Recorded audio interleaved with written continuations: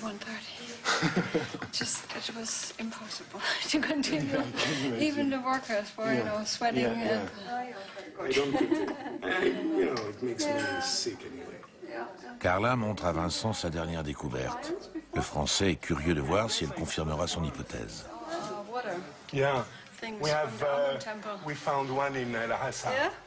Les ressemblances sont manifestes. À Naga, l'Allemande a elle aussi trouvé des vestiges de la religion égyptienne. The proportion, everything is... I will show you outside. We have another one, which is completely different from the house in the back like this, and in the front is a ramp, and they were sitting here. Il y a 2000 ans, un temple d'Amon a été bâti à Naga.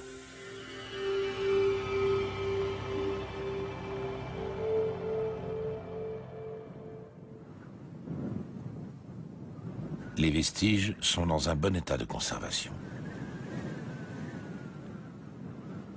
Les hiéroglyphes méroïtiques et les bas-reliefs des Candaces qui couvrent les piliers en grès rose sont encore très reconnaissables.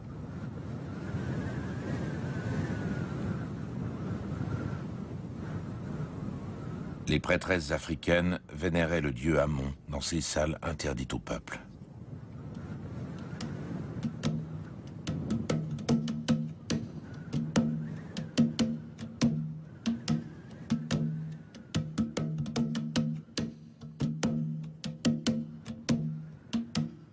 Carla Krupper et ses assistantes essayent de reconstituer le puzzle. C'est un travail très méticuleux. L'archéologue allemande suit depuis 10 ans les traces des femmes puissantes qui ont dominé l'histoire de la Nubie durant 7 siècles.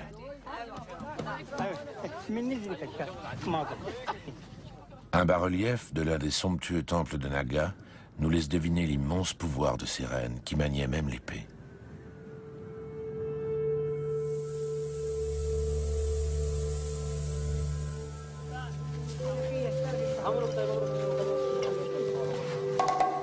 Les ruines d'un temple qui vient d'être localisé sont couvertes d'une épaisse couche de sédiments déposés par plus de 2000 saisons des pluies. Les 55 bédouins qui travaillent pour Carla Krupper déblaient des centaines de mètres cubes de sable.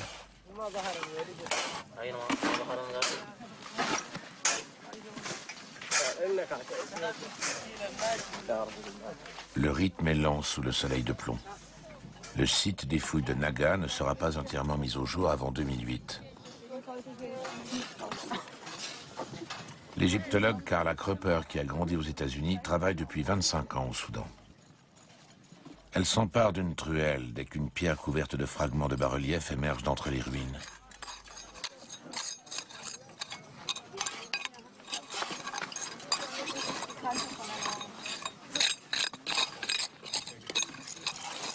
De quelle époque date cet ensemble de sanctuaires ? Ce temple, ainsi que le reste de la ville de Naga, ont pour l'instant été datés de 50 avant Jésus-Christ à 150 après Jésus-Christ. Cela correspond à la civilisation méroïtique. C'est l'époque gréco-romaine en Égypte. Il s'agit toutefois d'une culture indépendante. Elle s'est développée dans la région de façon indépendante après avoir pris ses distances avec ses racines, très probablement d'origine égyptienne.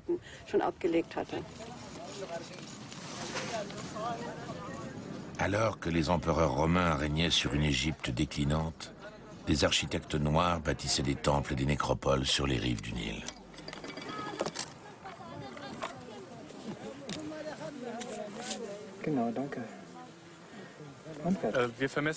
Nous mesurons le temple en coupe horizontale. Nous mesurons en fait les angles et les intervalles. Nous convertissons ensuite toutes les données dans l'ordinateur. Celui-ci calcule des points que nous relions entre eux. On calcule en fait la position de pierres essentielles. Ensuite, on complète les cotes à la main.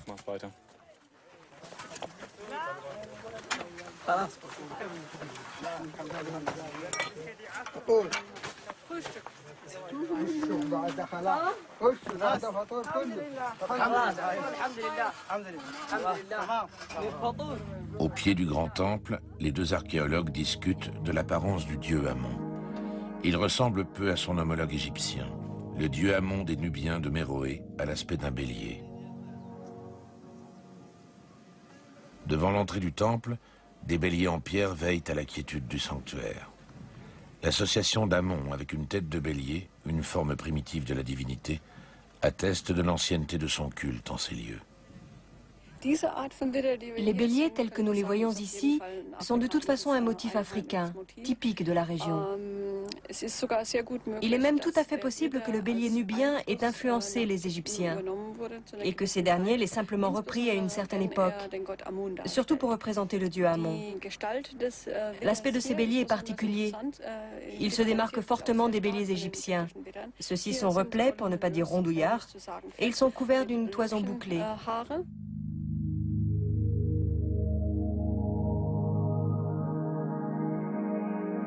Le dieu Amon, adoré dans ses sanctuaires, avait été africanisé.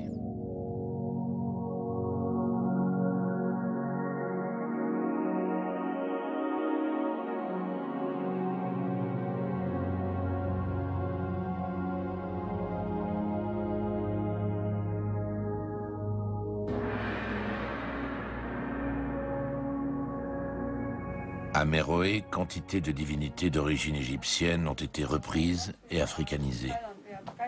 Il est vrai que la culture des pharaons a été imposée avec violence au peuple du Sud. Les Égyptiens ont opprimé la Nubie, le pays de Couche, durant 2000 ans.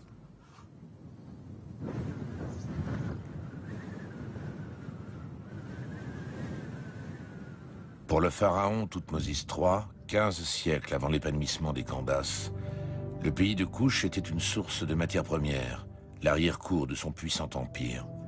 Thoutmôsis y puisait les ressources nécessaires à sa gloire. Les esclaves nubiens étaient robustes.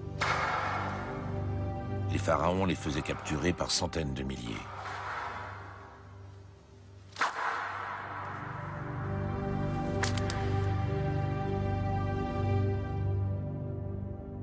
L'or des pharaons provenait des mines nubiennes. Il était extrait et transporté en Égypte par des esclaves noirs.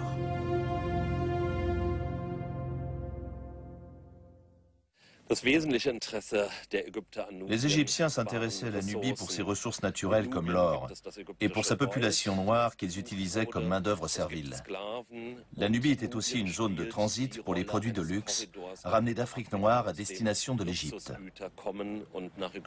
Il était donc crucial pour l'Égypte de contrôler cette région. Thoutmôsis a agi comme ses prédécesseurs et comme le feront ses successeurs. La Nubie, ses routes de commerce, son or et les esclaves qu'elle fournit assuraient la prospérité et la puissance de l'Empire. L'armée des pharaons semait régulièrement l'horreur et la crainte au pays de Couche.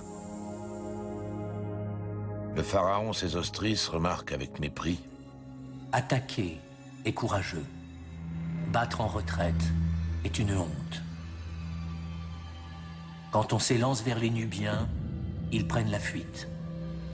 Ce peuple n'est pas digne de respect. Ce sont des misérables au cœur brisé.